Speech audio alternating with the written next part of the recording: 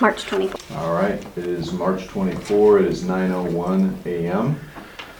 Call this regular meeting of the Marion County Board of Supervisors to order. Danny, roll call. Mark Ramey, Here. Steve McCombs, Here. Keisha Johnner, Here. Very good. I'll entertain a motion to approve this morning's agenda. I want to make a motion to amend the agenda. And that, Remove item number 6. Second. okay, we have a motion to amend the agenda, removing item number 6 and making item number 7, number 6, item number 8, number 7. And there's a second from McCombs. All in favor of amending the agenda? Aye. Aye. Aye. Entertain a motion to approve the amended agenda. Is Jake on Yes, I can hear you. it? Okay. Entertain a motion to approve the amended agenda. I make motion to approve the amended agenda. Second. McCombs, Aye. Ramey, Aye. Johnner, Aye. Very good, thank you. The agenda is hereby amended. Any communications, Danny, Jake, received from your office? no. None that I'm aware of, no. No, there's not. All right, no communications. Public comments is the portion of the agenda to speak on items not on this morning's agenda. The board cannot act on those items, but they could become topics for future Board of Supervisor meetings. Are there any public comments, items not on this morning's agenda?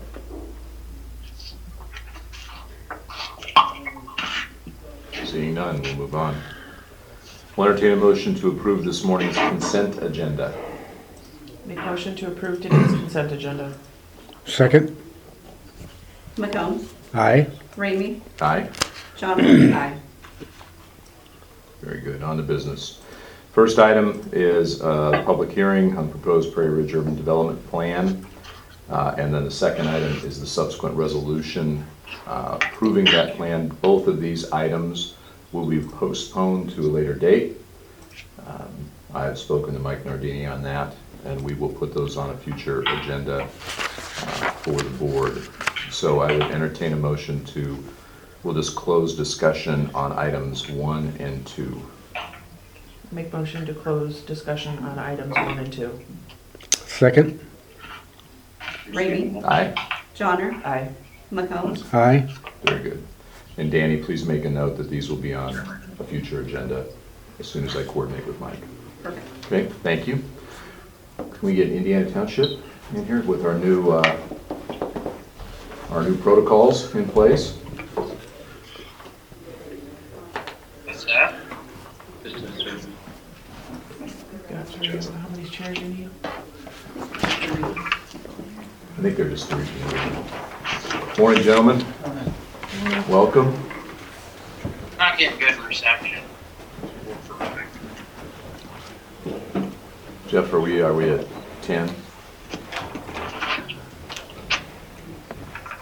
Do you need me to leave? I think we're one over, aren't we? Yeah, we want to maintain good order in the era of coronavirus, so I will do that, yes. Where Kim exit. Very good, thank you, Marcia. All right, gentlemen, we're on to item number 3, which is a discussion on Indiana Township. If you could, for the sake of the record, just identify yourselves and your roles in Indiana Township. Caleb Seeley, Indiana Township trustee. Jim Forrest, Indiana Township trustee. Yeah, Rich Lambert, Indiana Township trustee. Thank you, gentlemen. Well, I appreciate you coming up, and really a discussion on a couple of items.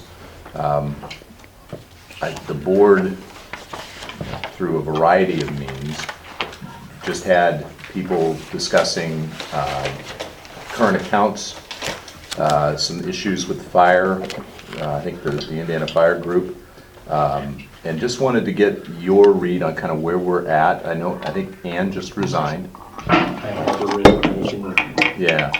So kind of where are we at, guys, with the township, with its finances, with things you need from an emergency management standpoint? If you could just kind of give the board, fill the board in on a report. As far as the bills, they're all paid and up to date. There was the fire guys were buying stuff and putting it under Indiana Township Fire in their post office box. The trustees actually weren't receiving the bills, so if we don't receive them, we don't know we have them and need to be paid.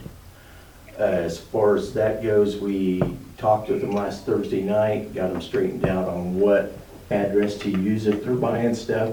Everything they had bought was pre-approved, so was no big problem there. It was just the address, and we hadn't received the bills in our PO box. Okay. So actually, the trustees have had a box uptown here for years, and now they've got a box uptown, and they're using their PO box instead of ours to get the bills paid. So. Okay. And we also talked to them. We told them if they have bills, and they've known this for a long time, that as soon as they get them, they deliver them to the clerk. And that way she can get them paid in a timely manner. So as far as the bills go, they're up to date, and she resigned after she got it all up to date. Okay, all right. Jim, do you have anybody in mind to replace Ann to do that position, or? I do not. Okay. And guys, Jake, maybe you can, is that an elected role? Is the Yes. clerk elected, Jim? Is it elected? Okay. Yes, it is elected, and it needs to be reappointed by the trustees themselves within 30 days. Okay. So they could make an appointment until the election to fill the remaining, to fulfill the remaining term? Yes, that's correct. The township offices are actually unique. They do not have special election requirements.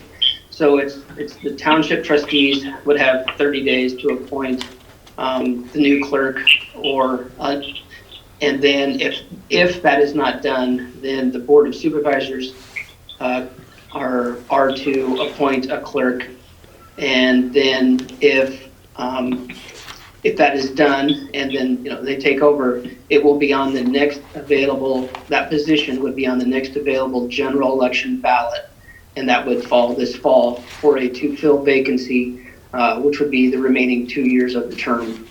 Then that position will be on its regular ballot again in 2022. Okay, very good. Appreciate that, Jake. Thank you very much. I'll open it up to the board. Keisha, Steve, do you have any questions for folks here? It sounds like bills are then in order, guys. Yep. Our letter that Ed sent was at my direction because we've been hearing all kinds of stuff, so I thought he did a good job, a very professional letter, and he had to write it the way that he did, so I think Ed did just fine. But when we hear that there's some kind of financial issue, our biggest concern is, and it's irrespective of personality, so whoever the people are isn't the issue, it's financial transparency that's the issue. We're dealing with public money, so we have to make sure as a board that those public monies are going to the right things. Yeah. And that bills are being taken care of, but especially from an emergency management standpoint, we're talking about our fire crews and everything, that we're able to deal with those situations. And I think you've got, how many people on your fire staff? 14. Yeah, you got 14, yeah, so you have a size, I think it's grown, if I, It's grown considerably, yeah, because at one time we was down to 3 or 4. yeah, so, and I think that's a good thing Yes. for the We got a area. good bunch of guys. It's just that they're young and, Well, with youth comes, Under control. with youth comes energy, Jim. yes, So- sometimes too much. Sometimes too much, that's right, good. Board, do you have any questions or discussion for the Indiana trustees? Yeah, how are you guys on your budget? Did you get your budget filed? Budget's in. And so, We did our budget and had the meeting on the 22nd of February for the public. Okay. So we're ahead of schedule. Okay. And That's does a good certified, job and you, keeping it straightened out. and Jim, you guys certified through the auditor, right? Yeah. Yeah, okay, This is Jake. I can confirm that has been turned in. I just not have certified it on the state website yet. okay, but it's in process? That's correct. Okay, very good, thanks, Jake. All right. So Steve? are you guys comfortable with your financial stability? Yeah. Okay. The fire department seems to think we have an unlimited amount of money, and after the meeting Thursday, I think we explained how the budget works. And they were kind of looking at the total that we have. Of course, we have fire, tort, cemetery, and township hall, 4 different accounts, and they was thinking they could spend it all. No. And I explained to them they could spend on the fire if we let them. Right, The rest of it was untouchable, basically. right, So they understand that. So now they understand Okay. it. okay, They do understand that them are different tax levies. I don't think they understood how the levy went. Okay. that's, I and that's, told them, I said, well, the fire and rescue, or what's fire now, I says, we're levied to the limit. I said, and then with tort, I said, that's amount necessary, cemetery's amount necessary, and then there's levy for the township hall. And I said, we can only get whatever the tax base is here. And they went away with a better understanding of how the budget works. okay, Are you levied to the limit on your cemetery levy? Cemetery's amount necessary, if I remember right. Yeah, I'd have to get with Jake on that. I'm not. Yeah, we have a little extra. I think Jake at one time told us we needed to have a little extra in case something happened at the cemeteries, that we would need some money to maybe fix a fence or clean up a blown down tree or something like that. So okay. Is that an accurate observation then, Jake, that the cemetery funds in a township the levy can be raised to meet finances? The cemetery levy is unlimited, so there is no cap on Okay. a cemetery levy. So it is up to the township on, how much of a fund balance they want, and then to adjust that levy each year. I know you're going to. Most townships do have a fund balance in that in case something comes up for that. So that one is unlimited, as there are other ones that do have caps. Okay, I know you're going to be receiving that question probably in the near future, so I was not real clear on how that levy rate operated. There's 2 different cemetery levy rates available. One is if the township owns the cemetery and operates it, and one that's called non-owned cemetery. The non-owned cemetery does have a cap of the levy per 1,000, but the owned cemetery does not. What is that definition? I'm confused on that definition. Well, in brief, I guess, I'll use an example of the Porter Grove Cemetery over on the eastern part of the county is run by a separate board. Lake Prairie Township does help donate to that each year. So that would be like an example of an unowned cemetery that they're contributing to. That's just an example. They Okay. don't have to run it through the unowned, but they can if they want. That's the variable. So if a owned cemetery, like the example you gave, decided that they no longer wish to fight that battle, then it would become a township-owned cemetery, or for lack. Well, I guess I would assume that. I mean, we'd probably have to work that through process. I don't know that we've ever gone through that before, but as long as it's not, the caveat would be as long as it's not a pioneer cemetery Right. that would then fall to you guys. Yeah, Then I assume that if an association or a board or whatever you might say of a cemetery like that would leave or extinguish or ban, whatever term you want to use, then it would fall to the cemetery.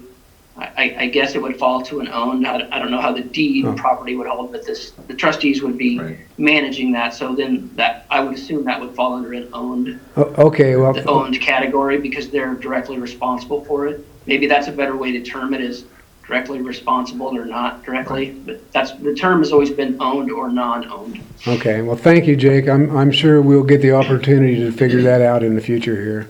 Yep. Jake, I think the question for me is, you can't use funds from the cemetery that are allocated for cemeteries for anything else, right? That's correct. From a township perspective, it's basically exactly like you guys with general fund, general supplemental, mental That's what I health, thought. secondary road. That's the theory for the townships as well. Okay, good. Thank you, Jake. Yes, sir. On the cemeteries, we've got an uncharted cemetery And I've been to everybody in the county and asked these questions sometimes back, because there's people wanting to buy lots there. And I talked to Avy, so if there's considerable expense to charter the whole thing, and we were just gonna see about getting the perimeter so that that's on the books, right, because it is fenced. And so does that have to come out of our cemetery fund, or can it come out of there? I don't know. We Is don't it- have is to it a- cover that, but, If it's a non-pioneer cemetery, well, the way it was explained to me, it's not. It's There's not been a people pioneer buried cemetery. there. there's a definition for that. Yeah, well, they said that somebody hadn't been buried there in so many years. I- It hadn't been, and this has been. There's been. I am under the assumption that would probably have to come out of your funds to have it surveyed. We That's would what you're just- asking, In the next budget, we would just have to ask for some more money to do that, right? is how I would work. Okay.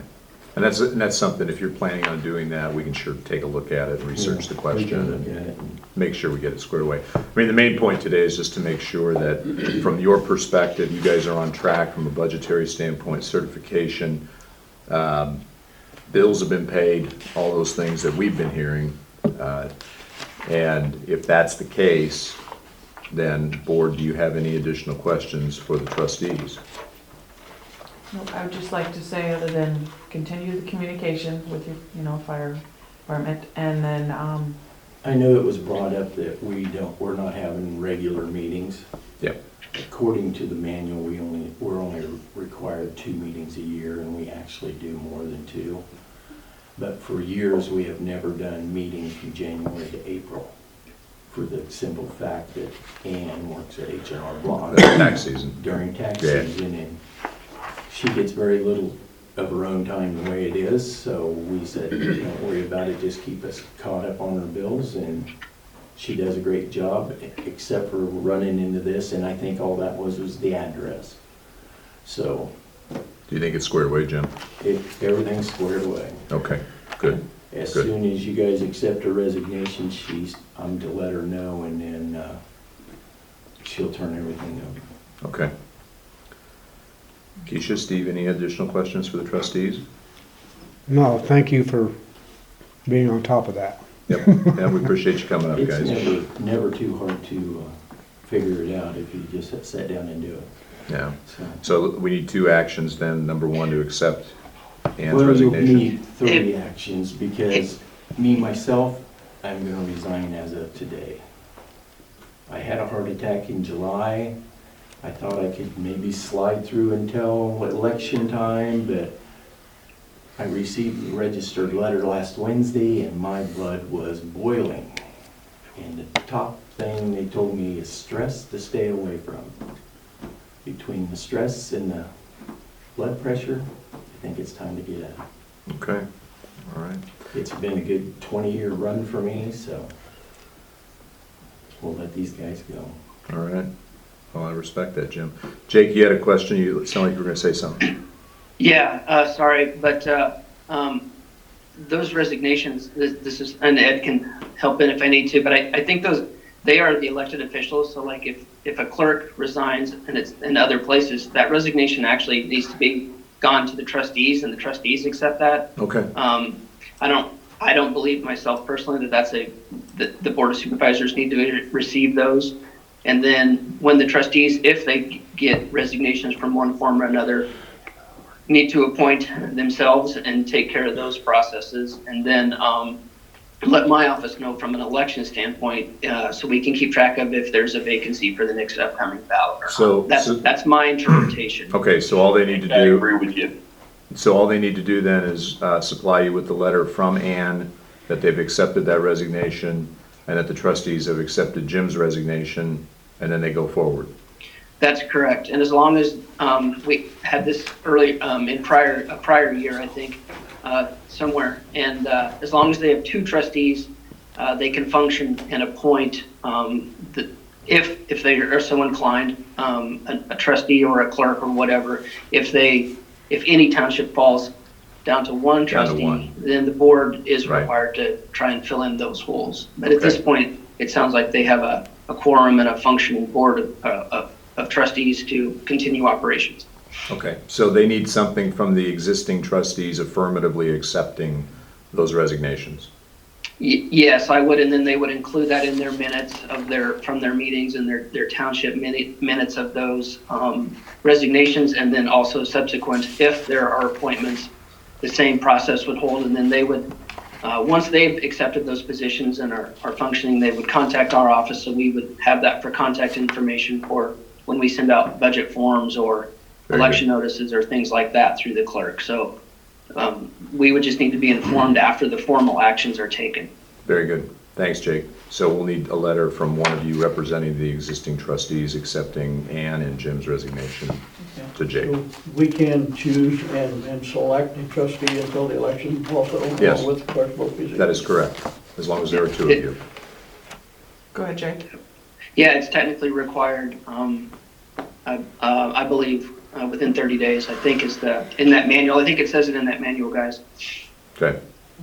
Very good. Jake, I agree with you. Very good, Ed. All Thank right, you. thank you, Ed. Thanks, Jake. Appreciate that guidance on that. Gentlemen, thank you for coming up. Appreciate your service, Jim, and everything you've done. Thank you. and handling the issues. Definitely appreciate it. And then you guys know that then you need to get to Jake here within 30 days on those two resignations. Okay? Okay, Very good. Thank you. Thank you, guys. thank you. Have a good day.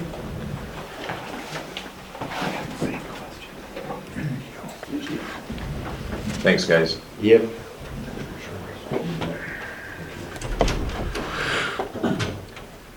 All right. Yeah, we'll close discussion. So Jake, you'll let us know when those letters come in? Yes, sir, will do. Thank you. Entertain a motion to close discussion on item 3. I move we close discussion on item 3. Second. Johnner, Aye. McCombs, Aye. Ramey, Aye.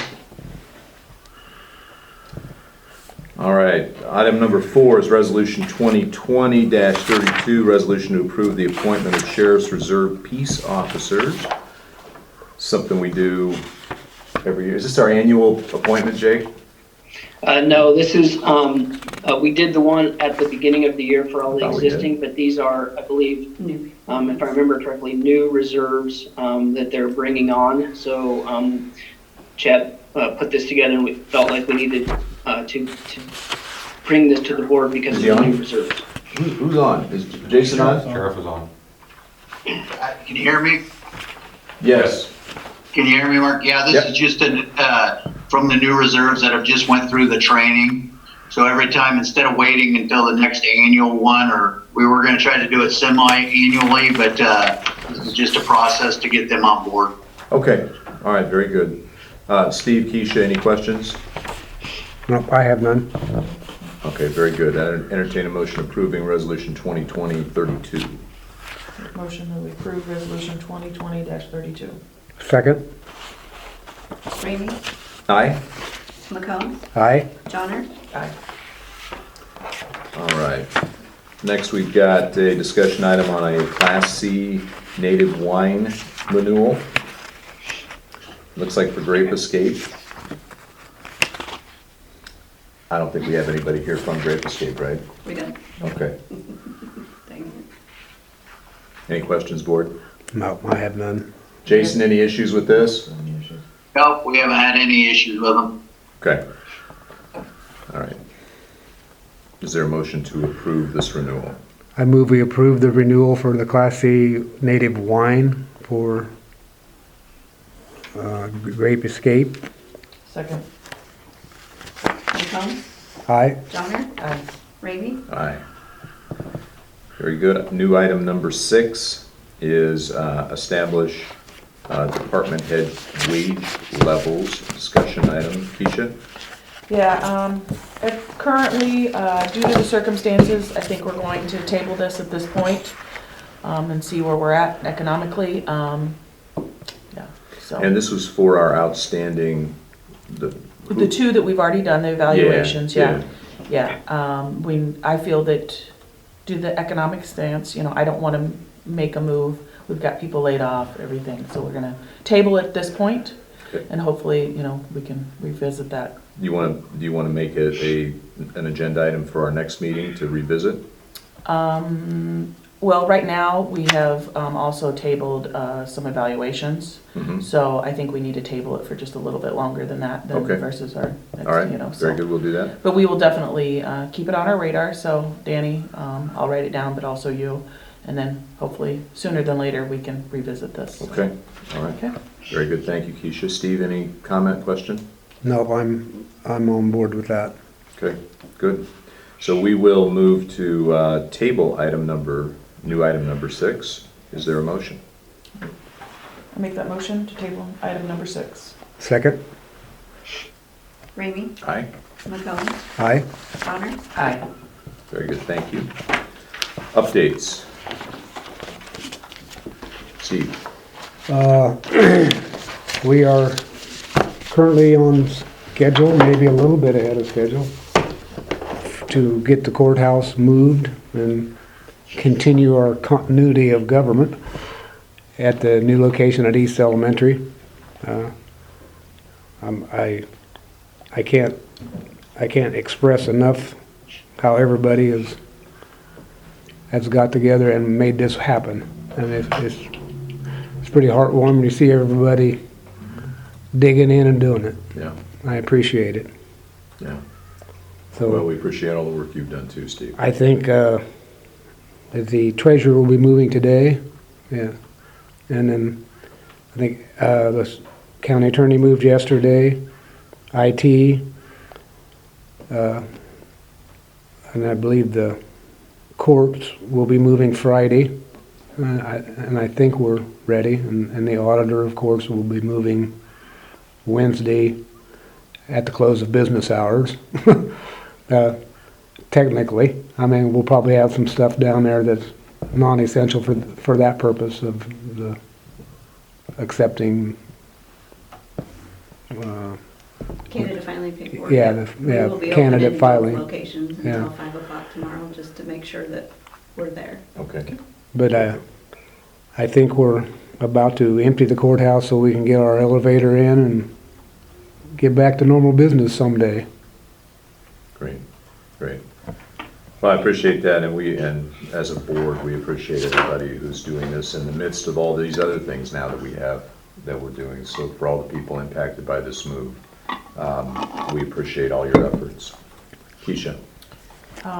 Obviously, a lot of meetings have been put on hold at this point, but I just want to say thank you for everybody stepping up and, you know, pitching in and helping and considering the situation in which we're in and all the extra hours and effort. We will pull through this. And so, yeah, thank you guys. Yep. Yeah, I guess nothing from me other than to express a very heartfelt thank you to all the people that we have asked to do things that are unusual, out of their job descriptions, and take on roles and responsibilities that are vastly different from what they signed on to do. This is, and probably will be, the unique situation of our lifetimes, at least we hope. And everybody has stepped up, the folks here, Kim's staff from Public Health, the folks that are doing the move over in the courthouse, you know, everything from the people who've had to self-quarantine. It's just been an amazing response to all our shared responsibility to do our part. So very impressed and very humbled to be a part of this team. So thank you for your efforts in doing that. With that, I'd entertain a motion to adjourn. Make motion, we adjourn? Second? McCombs, Aye. Ramey, Aye? Johnner. Aye. Very good. Thank you. We are adjourned.